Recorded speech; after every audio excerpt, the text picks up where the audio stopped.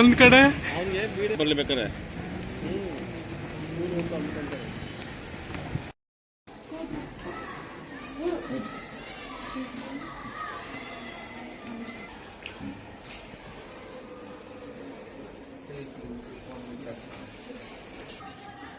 Sit down. Yes.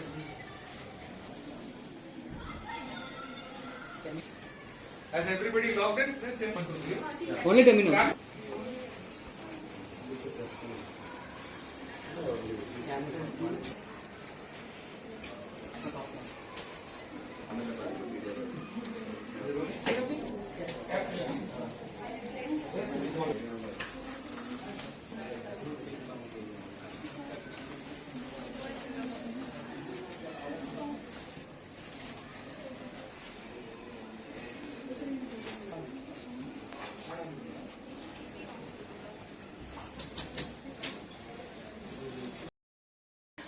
To be returning to India. I'm Calliope and I represent Temenos. This is the IT software company, everyone's banking platform. Our headquarters are in Geneva, in Switzerland, but we have big operations here in India. So I'm so happy to be back to India to inaugurate, together with the school administration, the 4th computer lab. Is as part of the India CSR program that Temenos has. It's called Adopt IT, where we provide computer labs to government or government-aided schools in India and provide young minds, young children, young students with the opportunity to gain digital skills and be able to have a better future. Adopt IT program, young children have the opportunity to get introduced to digital skills, to get introduced to computers, to be able to study and be able to gain pretty good employment. And we all know how India is leading in terms of technology and in terms of engineering, and has very bright minds. So as a company, we have more than 60% of our operations in India, and we would like to give something back to the local communities where our people live and work. So by providing these computer labs, kids have the opportunity, during their time and their expertise, to help these kids gain digital skills and be able to be marketable in life, get good jobs and a better future for themselves and their families.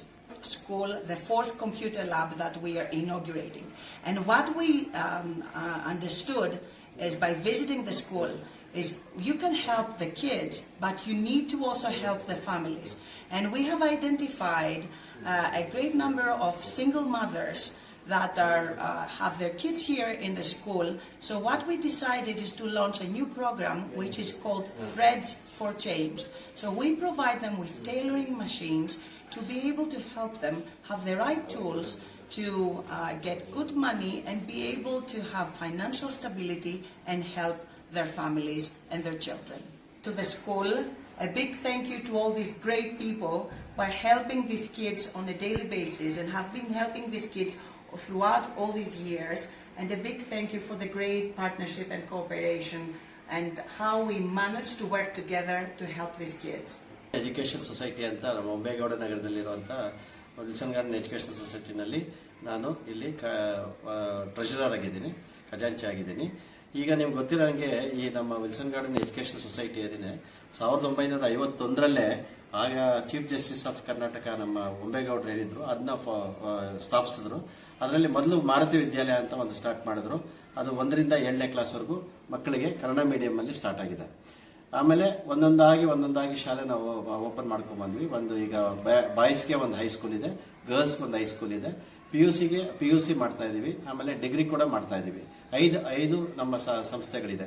ಇದೇನಪ್ಪ ಅವ್ರದ್ದು ಕನಸು ಏನಪ್ಪಾ ಅಂತಂದ್ರೆ, ಇಲ್ಲಿನ ಲೊಕ್ಯಾಲಿಟಿನಲ್ಲಿ ಬಡವರು ಮಕ್ಕಳು ಏನಿದ್ದಾರೆ ಅವರಿಗೆ ಈ ಸೌಲಭ್ಯಗಳು ಸಿಗಬೇಕು, ಒಳ್ಳೆ ಸೌಲಭ್ಯಗಳು ಸಿಗಬೇಕು, ಒಳ್ಳೆ ಟೀಚರ್ಸ್ ಕೊಟ್ಟು ಅವರಿಗೆ ಒಳ್ಳೆ ಶಾಲೆಗಳನ್ನ ನೀವು ಓಪನ್ ಮಾಡಬೇಕು ಅಂತ ಅವ್ರ ಒಂದು ಕನಸಿತ್ತು.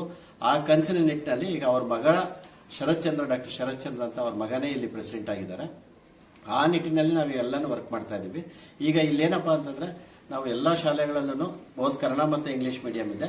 ಮತ್ತೆ ಇದರಲ್ಲಿ ಈಗ ಒಂದೇ ಎಜುಕೇಶನ್ ಕೊಡೋದು ಅಲ್ಲದೆ ಮತ್ತೆ ನಾವು ಸಾಕಷ್ಟು ಈ ಕೌಶಲ್ಯ ತರಬೇತಿಗಳು ಕೂಡ ಕೊಡ್ತಾ ಇದೀವಿ. ಈಗ ಬ್ಯೂಟಿ ಪಾರ್ಲರ್ ಕೋರ್ಸ್ ಕೂಡ ಮಾಡ್ತಾ ಇದೀವಿ, ಆಮೇಲೆ ಕಂಪ್ಯೂಟರ್ ಕೋರ್ಸಸ್ ಮಾಡ್ತಾ ಇದೀವಿ, ನೆಟ್ವರ್ಕಿಂಗ್ ಕೋರ್ಸಸ್ ಅಂತ ಮಾಡ್ತಾ ಇದೀವಿ, ಆಮೇಲೆ ಟ್ಯಾಲಿ ಕೋರ್ಸಸ್ ಅಂತ ಮಾಡ್ತಾ ಇದೀವಿ.